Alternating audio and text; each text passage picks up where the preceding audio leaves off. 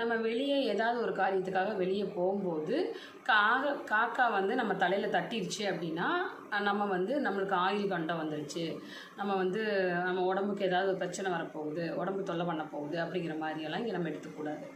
அதாவது தாமத கடவுள் வந்து சனீஸ்வரன்.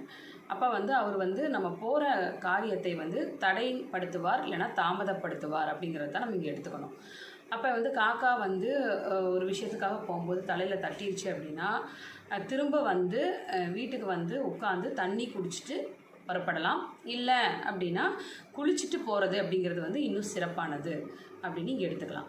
அப்போ காக்கை தலையில் தட்டுறதுனால ஆயுள் கண்டமோ அல்லது உடம்பு தொந்தரவோ இல்லை உடம்புக்கு ஏதாவது ஆபத்து வந்துடுமோ அப்படிங்கிற மாதிரி இங்கே நம்ம எடுத்துக்கக்கூடாது.